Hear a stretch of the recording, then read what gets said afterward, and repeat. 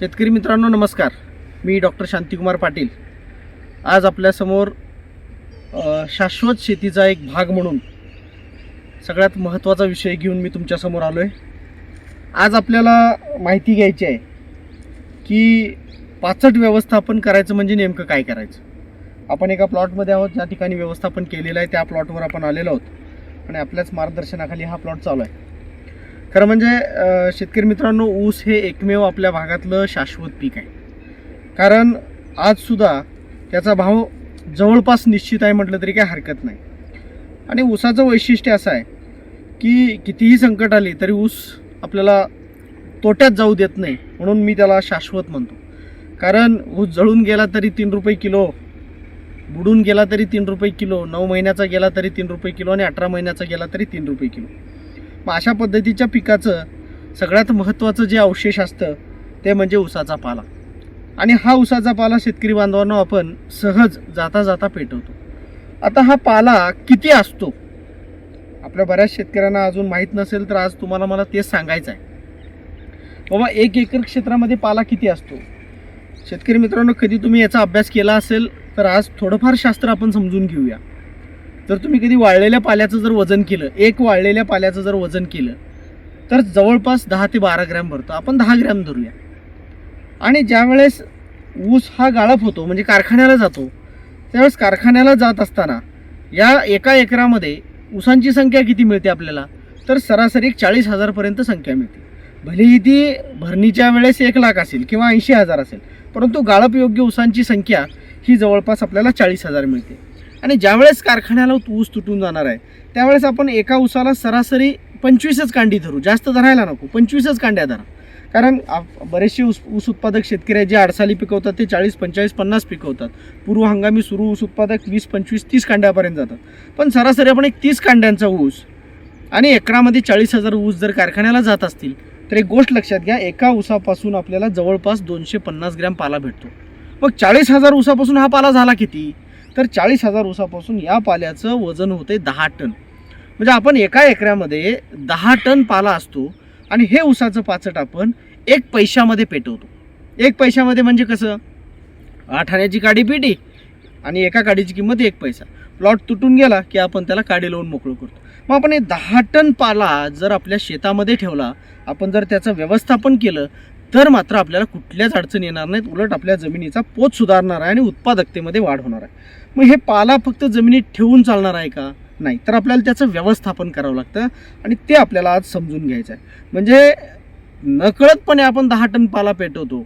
आपल्या शेतकऱ्याच्या सोप्या भाषेत सांगायचं झालं म्हटलं, या 10 टन पाला आपल्या शेतामध्ये डिकम्पोज झाला, सोप्या भाषेत कुजला, तर कमीत कमी 4 टन तरी खत त्याचं होतं. आणि या 4 टन सेंद्रिय खताची किंमत किती आहे.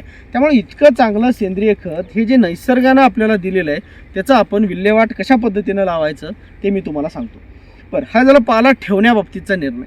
हा पाला ठेवत असताना कुठल्याही पिकामध्ये म्हणजे लागण तुटून गेल्यानंतर खोडव्यामध्ये ठेवायचा आहे तर आपण त्याच्यात ठेवू शकतो. खोडव्यानंतर परत दुसरं पीक घ्यायचं असेल किंवा निडवा व्यवस्थापन करायचं असेल त्याच्यामध्ये पाचट व्यवस्थापन करू शकतो.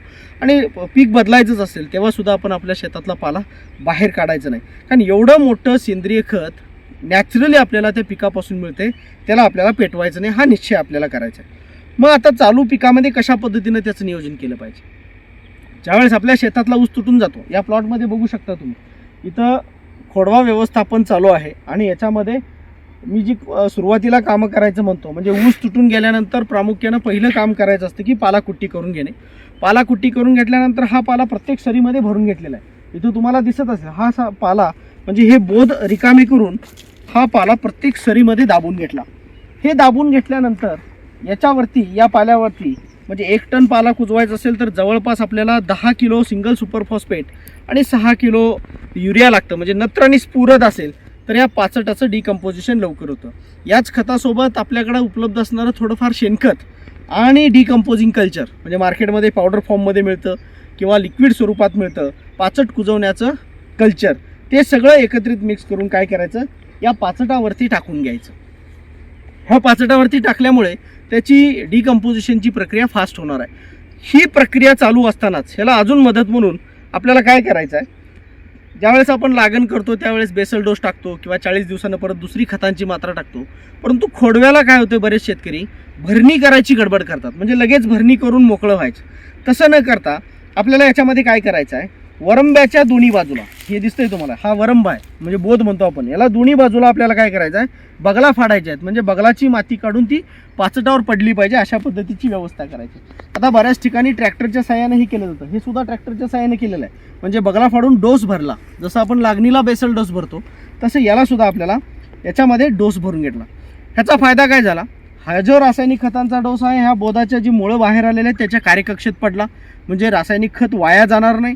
आणि दुसरं, ही माती परत ह्या पाचटावर उडून पडते, म्हणजे याचा फायदा काय होतो, या मातीमध्ये सुद्धा असंख्य जीवाणू असतात. ज्या वेळेस या पाल्याचा आपण टाकलेल्या single super phosphate, urea, decomposing culture या सगळ्याचा आणि या मातीचा संपर्क ज्या वेळेस पाण्यासोबत येणार आहे त्यावेळेस याची डिकम्पोजिशनची प्रक्रिया खूप फास्ट होते आणि त्याच्यामुळं आपलं पीक राहतं बोधावरती. डिकम्पोजिशनची प्रोसिजर चालू आपली सरीमध्ये चालू झाली. साधारणतः 60-70 दिवसामध्ये या सरीमध्ये आपल्याला पाला दिसणार सुद्धा नाही, म्हणजे या पाल्याचं काय होतं, पूर्णपणे खतात रूपांतर व्हायला चालू होतं, डिकम्पोजिशन होतं. मग हे सगळ्यात महत्त्वाचं काम आहे. म्हणजे व्यवस्थापन जर आपण या पाल्याचं केलं तर एकरी आपल्याला 4-5 टन नॅचरली सेंद्रिय खत मिळणार आहे.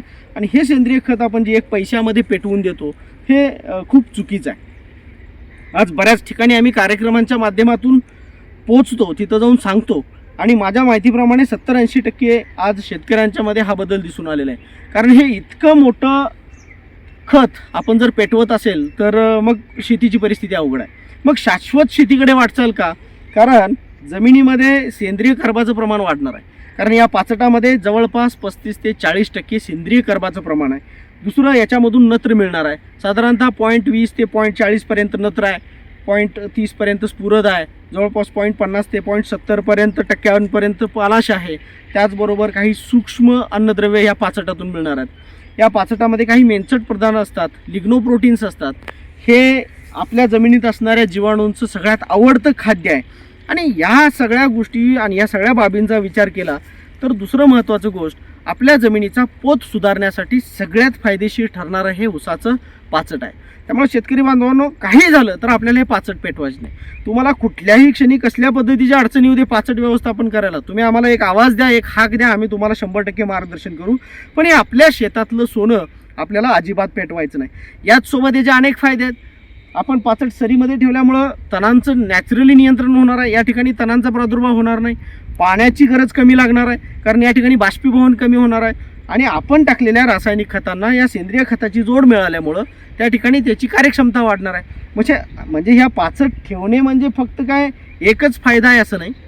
आपल्या शेतामध्ये आपल्या मातीला जिवंत ठेवण्यासाठी, या मातीला समृद्ध बनवण्यासाठी, या मातीला पैलवान बनवण्यासाठी पाचट हे आपल्या शेतात पडलेलं सगळ्यात साधं सोपं मार्ग आहे. बऱ्याच जणांना वाटतं कारखान्याला जातं, अजिबात पाला आपला कारखान्याला जात नाही.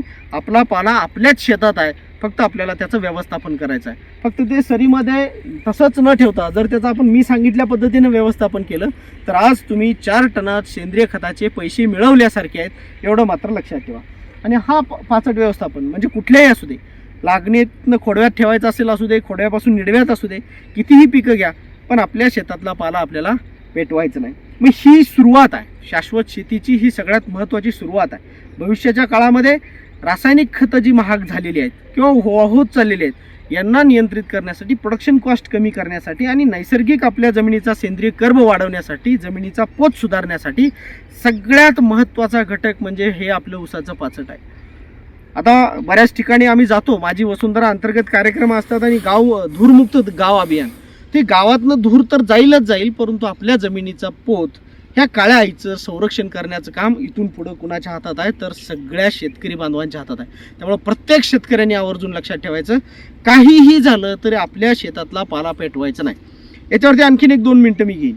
बऱ्याच शेतकऱ्यांना वाटतं की मी पाला ठेवल्यामुळे खतं देता येत नाहीत, पाणी पित नाही किंवा हुमणी लागते किंवा आता नवीनच साप चावतो, अशा पद्धतीच्या ज्या संकल्पना आपण बनवल्या त्याचा काही संबंध नाही. 2 गोष्टी लक्षात घ्या. ज्या शेतकऱ्यांचं पाणी असेल, जे पाटानं पाणी पिणार आहे, त्या शेतकऱ्यांना जर साधारण उतार असेल तर असं प्रत्येक सरीमध्ये आपण ठेवू शकतो. जर पाणी आपलं साचत पेत असेल, म्हणजे हळूहळू पेत असेल, अशा शेतकऱ्यांनी एक आड एक सरी म्हणजे एक सरीमध्ये पाला ठेवायचा, एक सरीमध्ये रिकामा ठेवायचं, म्हणजे ती रिकामी ठेवलेली सरीमध्ये आपल्याला मशागतीची कामं करता येतात आणि खता पाणी व्यवस्थापन करता येते. हे झालं. तिसरं, हुमणी. आता बरेच शेतकरी पाला पेटवतात, मग त्यांच्या शेतामध्ये हुमणी येत नाही का? 100% येते. उलट या हुमणीला सुरुवातीच्या अवस्थेमध्ये सेंद्रिय पदार्थ खायला आवडतं. जर आपल्या शेतामध्ये सेंद्रिय पदार्थ नसेल तर त्याची डायरेक्ट वाटचाल आपल्या ऊसावर होणार आहे, मुख्य पिकावर होणार आहे. त्यामुळे हुमणीचा सुद्धा प्रादुर्भाव आणि या पाचटाचा जवळपास काही संबंध नाही आहे, ते आपल्या मनातून काढून टाका. आणि तुम्हाला माहीत आहे सापाला सुद्धा काही काम नाही आहे का तुम्हाला चावण्यासाठी सोडून, त्यामुळं तो तुम्हाला चावायला या शेतात येणार नाही आहे. पाचट व्यवस्थापन केल्यानंतर 50 ते 60 दिवसामध्ये आपण खत करतो. तुमच्या मनातल्या सर्व शंका बाजूला करून टाका आणि पाचट व्यवस्थापन करा. पाचट व्यवस्थापन करत असताना मी सांगितलेले सगळे मुद्दे बारकाव्याने लक्षात घ्या. आणि जर तुम्हाला काही याच्या संदर्भात अडचणी असतील तर आवर्जून आमच्याशी संपर्क साधा. आणि शेतकऱ्यांनो, तुम्हाला शाश्वत शेतीच्या वाटचालीकडे या प्रवासामध्ये तुमचं सगळ्यांचं सहर्ष स्वागत आणि तुम्हाला मनपूर्वक शुभेच्छा देतो आणि थांबतो. धन्यवाद. समृद्ध माती तर शेती अभियान. This is a generational responsibility. Save soil.